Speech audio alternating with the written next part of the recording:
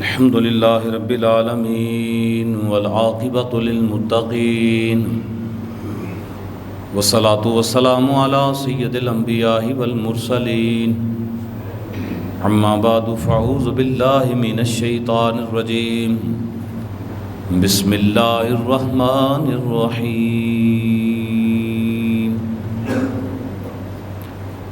قد جاءكم من الله نور وكتاب مبين صدق الله مولانا العظيم وصدق رسوله النبي الكريم الأمين ونحن على ذلك لمن الشاهدين والشاكرين والحمد لله رب العالمين إن الله وملائكته يصلون على النبي يا أيها الذين آمنوا صلوا عليه وسلموا تسليما الصلاة والسلام عليك يا سيدي يا رسول الله وعلى آلك وصحابك يا سيدي يا حبيب الله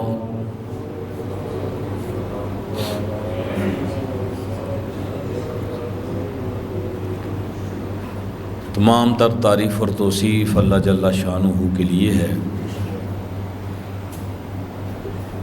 جو تمام کائنات کا پالنے والا ہے۔ لاتعداد مرتبہ ہدیہ درود السلام آقائے دو جہاں حضرت محمد مصطفیٰ صلی اللہ علیہ نبینا الکریم کی ذات ببرکات پر کہ جن کی خاطر اللہ تعالیٰ نے زمین و آسمان کی ہر شے کو پیدا فرمایا۔ انتہائی واجب الاحترام بزرگوں، دوستوں، بھائیوں، عزیز ساتھیوں، اللہ رب العزت کا شکر ہے کہ اس کی خاص توفیق کے ساتھ ہم سب نماز جمعہ کی ادائیگی کے لیے حاضر ہیں۔ اللہ تعالی ہم سب کی حاضری کو اپنی بارگاہ میں شرف قبولیت عطا فرمائے اور جمعۃ المبارک کے صدقے میں اللہ ہم سب کے صغیرہ کبیرہ گناہوں کو معاف فرمائے۔ ہمارے جو فوت شدگان ہیں اللہ تعالیٰ ان کی کامل بخشش اور مغفرت فرمائے اور جو بیمار ہیں اللہ انہیں شفاء کاملہ عطا فرمائے۔ میرے دوستو بزرگوں، آج کا جو جمعۃ المبارک ہے یہ ربیع الاول شریف کا جمعہ ہے اور ربیع الاول شریف ہر مسلمان بخوبی یہ جانتا ہے کہ یہ ہمارے نبی حضرت محمد مصطفیٰ صلی اللہ علیہ وسلم پیدائش کا مہینہ ہے۔ اس ماہ مقدس کے اندر اللہ کے آخری نبی صلی اللہ علیہ وسلم کا ظہور ہوا اس دنیا پر۔ اس مناسبت کے اعتبار سے اس ماہ مقدس کو انتہائی خوشی کے ساتھ اور محبت اور وفاداری کے ساتھ مسلمان اپنے اپنے طریقے کے مطابق اس ماہ مقدس کے اندر خوشی کا اظہار کرتے ہیں۔ بنیادی طور پر چند باتیں اس حوالے سے میں آج کے جمعے میں آپ کے گوش گزار کروں گا کہ اس کی اہمیت اور افادیت کتنی ہے۔ دیکھیے، کائنات کے اندر جس دن آقا دو جہاں صلی اللہ علیہ وسلم اس دنیا میں آپ کا ظہور ہوا، وہ دن، وہ گھڑی بلا شبہ بغیر کسی مبالغے کے پوری دنیا کے لیے باعث رحمت تھی اور اس رحمت کی عظیم گھڑی میں مسلمان خاص طور پر اور بالعموم جو بھی انسان ہے وہ جتنا اللہ کا شکر ادا کرے اتنا کم ہے۔ یہ ایک پہلو ہے اس کا، اور دوسرا پہلو یہ ہے کہ ہمارے آقا صلی اللہ علیہ وسلم اس دنیا میں آپ جو تشریف لائے، آپ کی جو تشریف آوری ہوئی، آپ کی بعثت کا مقصد کیا تھا. مقصد بعثت جو ہے اس کو سمجھنا انتہائی ضروری ہے. اگر ہم مقصد کو نہ سمجھیں اور فقط خوشی پر زور دیں تو پھر بھی خوشی ادھوری ہے. اور صرف مقصد پر ہی زور دینا، خوشی کو پس پش ڈال دینا، یہ بھی کمال عقل کی بات نہیں ہے. فلہٰذا ہر دو صورتوں کے اندر ہمیں دونوں چیزوں کو ساتھ لے کر چلنا چاہیے. ہمیں نبی پاک صلی اللہ علیہ وسلم کی آمد کی خوشی بھی ہے، اور حضور جو مقصد، جو افادیت اور جو پیغام لے کر آئے ہیں کما حق ہو، ہم اس پر عمل کرنے کی بھی کوشش کریں گے. یہ وہ ضروری بات تھی جو میں نے آپ کے گوش گزار کی. اس کو سمجھنے سے پہلے بندے کو افادیت کا اور ہماگیریت کا پتہ نہیں چلتا. اب دوسرے پہلو کی طرف ہم جاتے ہیں تو دوسرا پہلو یہ ہے کہ ہر آدمی، ہر علاقے میں اور ہر معاشرے کے اندر خوشی اور غمی کے جو معاملات ہوتے ہیں وہ مختلف ہوتے ہیں، اور مختلف طریقوں سے لوگ خوشی کو بھی اپناتے ہیں، غمی کو بھی اپناتے ہیں. تو جس علاقے کا جو بھی رواج ہوتا ہے خوشی کا، اس میں شریعت مطہرہ نے کچھ کنڈیشنیں لگائی ہیں کہ ہمیں خوشی کے اندر کن حدود کو، قیود کو اپنی نظروں کے سامنے رکھنا چاہیے. اور اسی طرح جب کوئی غمی کا سما ہو، غم ہو، تو تب بھی ہمیں کس قدر، کس حد تک جانا چاہیے. ان دونوں صورتوں کو میں قرآن پاک سے آپ کے سامنے پیش کرتا ہوں. بے غمی جو ہے اس کا طریقہ کار کیا ہے اور خوشی کا طریقہ کار کیا ہے. کیوں؟ پہلا سوال یہ ہے کہ ہم مسلمان ہیں، اور مسلمان کے لیے حرف آخر جو ہے وہ اللہ کا کلام ہے، کتاب اللہ ہے، حضور کا فرمان ہے. ہم اس سے اغراض نہیں کر سکتے، تجاوز نہیں کر سکتے. ان حدود کو اگر ہم پامال کریں گے تو پھر ہم مسلمان کہلانے کے قابل نہیں ہیں. مسلمان کے لیے ضابطۂ حیات، قوانین، آئین اللہ تعالیٰ نے قرآن پاک کے اندر لکھ دیا ہے کہ وہ اس کے مطابق اپنی زندگی کو چلائے گا. اب ہم نے قرآن پاک سے دو پہلو پر غور کرنا ہے. پہلا پہلو یہ ہے کہ خوشی کی حدود اور قیود کیا ہیں اور غمی کی حدود کیا ہے. ان دونوں کو قرآن پاک سے سمجھنے کی کوشش کریں.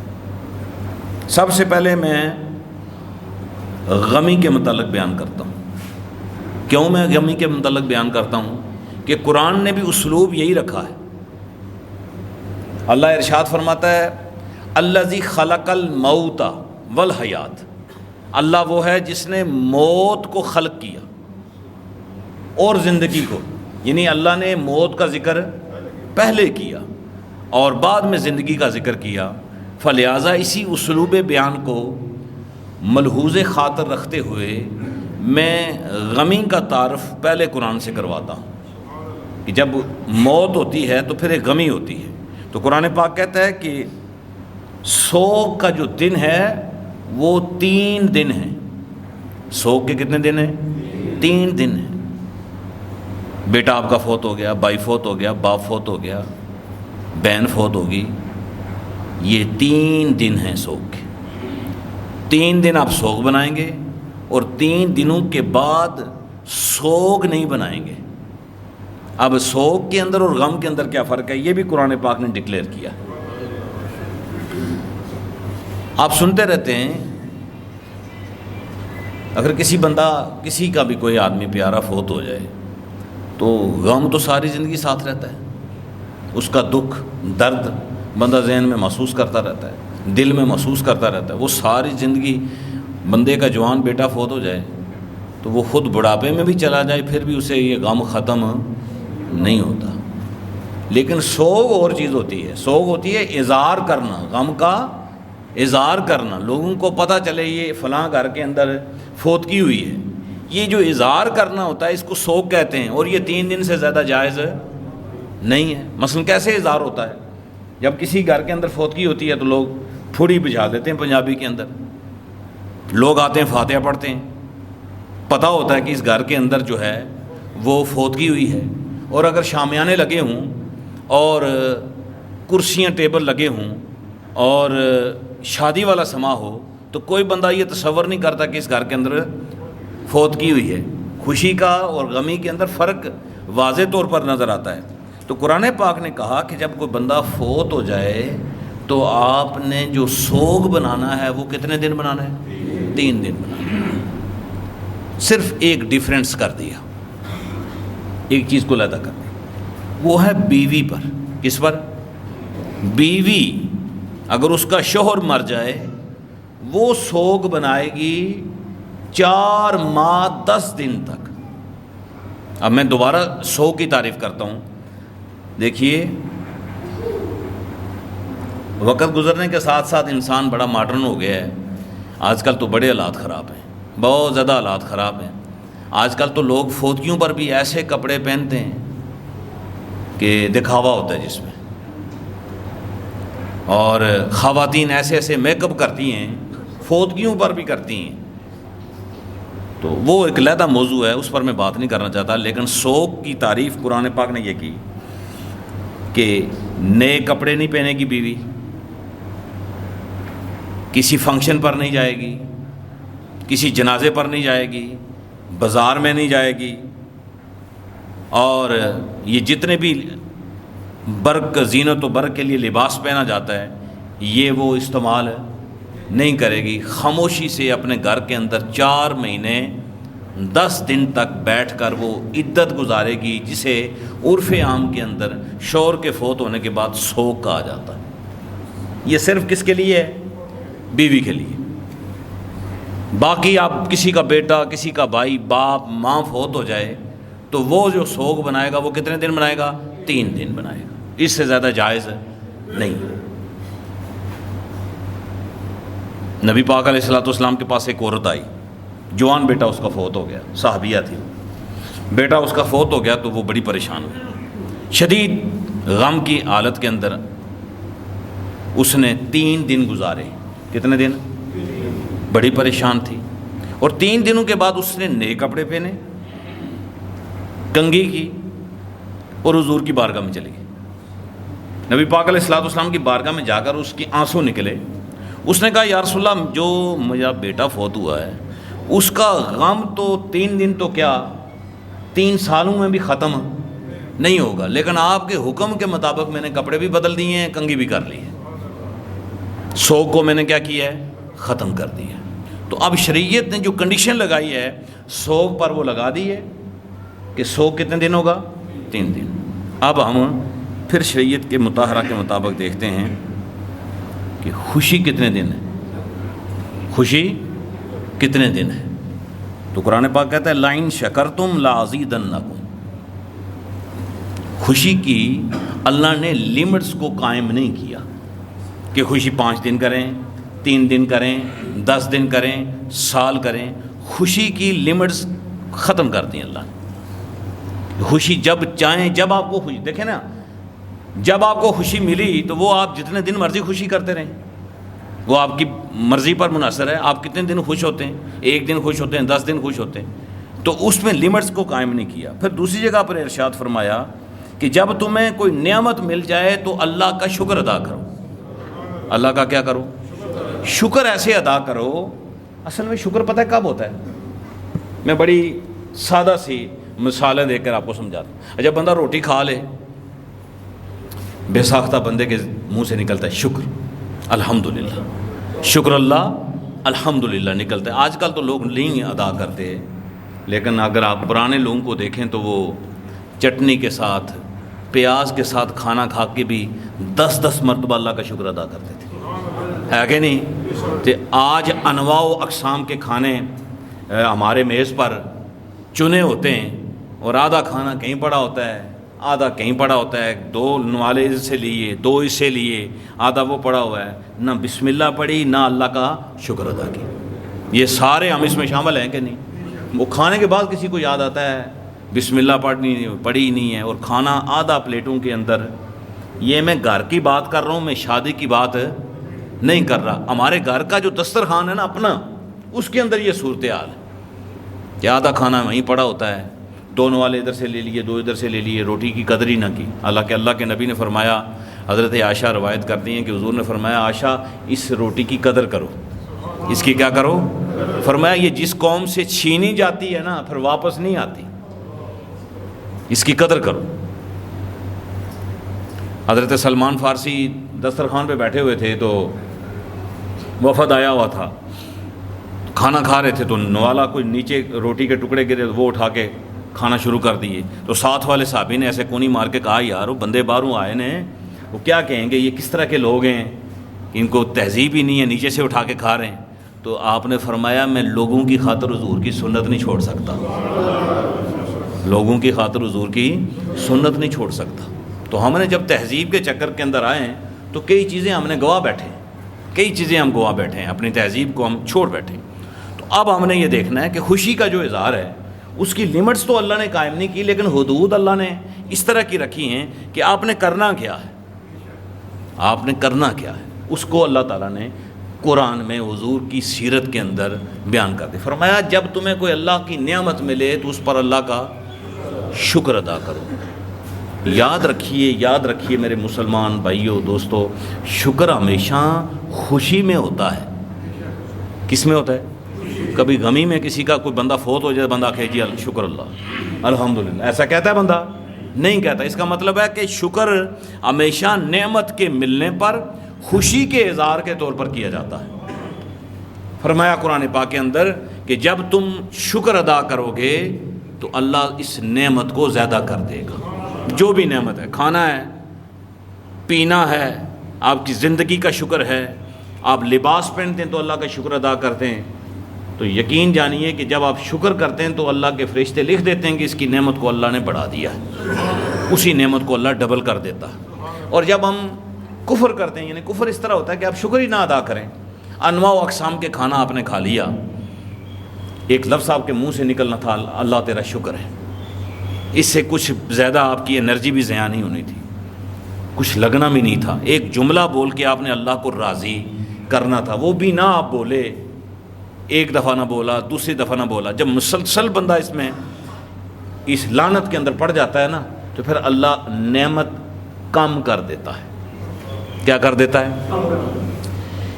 پہلا درجہ جو ہوتا ہے کہ نعمت کو اللہ کم کرتا ہے، دوسرا درجہ یہ ہوتا ہے کہ نعمت سے برکت کو کم کر دیتا ہے، تیسرا درجہ یہ ہوتا ہے کہ اس نعمت کے اندر زحمت آ جاتی ہے. کھانا آپ نے کھایا، آپ کو اسی کھانے سے شوگر ہو گئی، ہائی بلڈ پریشر ہو گیا، اسی کھانے سے آپ کو اور کوئی بیماری لگی، آپ پیٹ کی بیماری کے اندر مبتلا ہو گئے، اسی کھانے سے ہوئے. کیوں؟ کہ اس پر جب آپ نے اللہ کا شکر ادا نہیں کیا تو اللہ نے وہ نعمت آپ کے لیے زحمت بنا دی. فلہذا قرآن کا یہ اسلوب بیان ہو گیا کہ ہم نے جب کوئی اللہ کی نعمت ملے تو کیا کرنا ہے؟ شکر ادا کرنا ہے. کائنات کے پست و بالا پر اور زمین کی گہرائیوں سے لے کر آسمان کی بلندیوں تک اگر آپ نظر دوڑائیں تو کائنات میں سب سے جو بڑی نعمت ہے وہ حضور کا آنا ہے اس دنیا میں. پوری دنیا میں عالم بالا سے لے کر عالم اعلیٰ تک اگر سب سے بڑی نعمت کائنات کے اندر ہے تو وہ کیا ہے؟ حضور کی ذات. فلہذا جو حضور کی آمد پر اللہ کا شکر ادا نہیں نہ کر سکا، اس نے اگر دوسری جو نعمتیں ہیں ان پر شکر ادا بھی کر دیا تو کوئی حاصل نہیں ہے. کیوں؟ کہ دنیا، ہمارا یہ عقیدہ ہے کہ دنیا کی ہر نعمت اللہ نے حضور کے صدقے میں عطا فرمائی، ہر نعمت. اب دیکھتے ہیں کہ جب نعمت عظمیٰ، حضور کی ذات نعمت عظمیٰ ہے، حضور کی ذات نعمت عظمیٰ ہے. بس یہ میرا آج کا جملہ ہے، اس کو اپنے ذہن کے اندر رکھیے گا. قرآن پاک نے اس نعمت عظمیٰ پر پورا مضمون باندھا ہے کہ حضور علیہ الصلوۃ والسلام کائنات کے اندر نعمت عظمیٰ ہے، سب سے بڑی نعمت حضور ہے، سب سے بڑی نعمت حضور ہے. کس طرح ہے؟ اس کی تشریحات کے اندر متعدد آیات قرآن پاک کی. سب سے پہلے میں یہ عرض کروں اللہ نے ارشاد فرمایا الحمدللہ رب العالمین، کائنات پوری جس میں جمادات، نباتات، حیوانات، شجر اور حجر، انسان، ہر چیز ہے، یہ ساری کائنات کا پالنے والا کون ہے؟ ساری کائنات کا پالنے والا رب العالمین ہے، عالمین کا رب ہے۔ اس پر میں پہلے بھی گفتگو کر چکا ہوں، ایک دو جملے آپ کو دوں گا میں، کہ رب کی جو صفات ہیں نا، وہ رب کی، وہ کسی دوسرے کے اندر وہ صفات ہے کہ وہ اپنے ماننے والوں کو بھی نہ ماننے والوں کو بھی دے رہا ہے، وہ کسی کی روٹی روزی بند نہیں کرتا،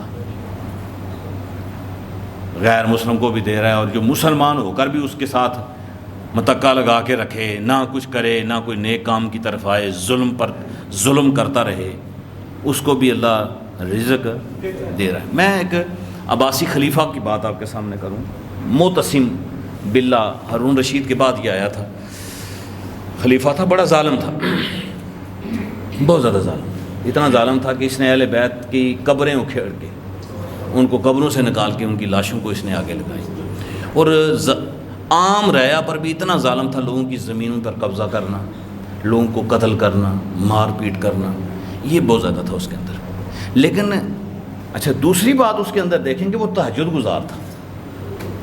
کیا تھا جی؟ توجہ ہے میرے حال؟ میں اگلی جو بات کروں گا آپ بالکل اس کو نہیں مانیں گے، لیکن میں آپ کو یقین سے کہتا ہوں کہ یہ کتابوں کے اندر لکھی ہے کہ وہ تہجد میں 8 نفل پڑھتا تھا، اور 8 نفلوں میں 10 پارے پڑھتا تھا۔ کتنے پارے؟ یعنی 3 دنوں کے اندر وہ قرآن پاک ختم کر دیا۔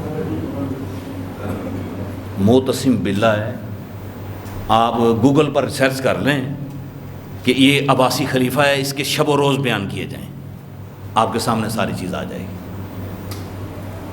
اب وہ اتنا تہجد گزار ہے، قرآن پاک پڑھنے والا ہے، نماز بھی پڑھتا ہے، جو بندہ تہجد پڑھتا ہے 5 وقت کی نماز بھی پڑھتا ہی ہے نا، نماز بھی پڑھتا ہے، سر ظالم بڑا ہے، اتنا ظالم ہے کہ اس کے ظلم کی داستانیں، جب مرا لیکن اس کے ظلم کا بدلہ اللہ نے اسے دیا،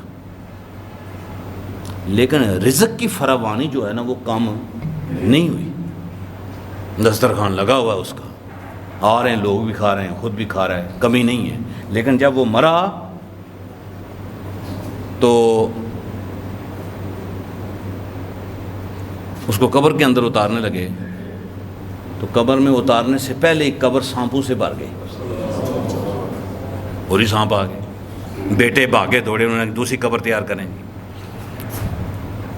دوسری قبر تیار ہوئی تو وہ بھی سانپوں سے بھر گئی۔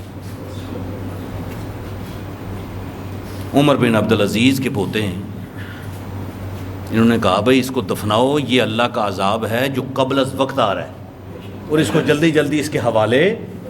جب انہوں نے اسی قبر کے اندر اتارا تو اس کا چہرہ قبلے سے مڑ گیا، اس کا بیٹا کوشش کر رہا ہے اس کا سر گھمانے کی، لیکن اس کا سر قبلے سے مڑ جاتا ہے بار بار، فلہذا جلدی جلدی اس پر مٹی ڈالی گئی، اس کو دفنایا گیا۔ اب اس کا بیٹا بیان کرتا ہے، 2 چیزیں اس کے بیٹے نے بیان کی ہیں، ذرا غور کیجئے گا۔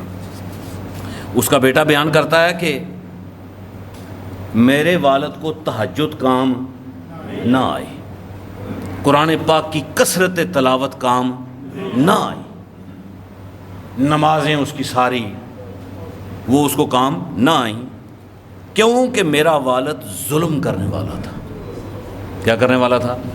ظلم کرتا تھا، اور ایسا ایسا ظلم کرتا تھا جس کی داستانیں، اہل بیت کے ساتھ بھی اس نے ظلم کیا، اس میں بھی کوئی شک نہیں ہے، بنو امیہ کے لوگوں کے ساتھ بھی اس نے ظلم کیا، اس میں بھی کوئی شک نہیں ہے، لیکن عام رعیا کے اندر بھی اتنا ظلم کرتا تھا۔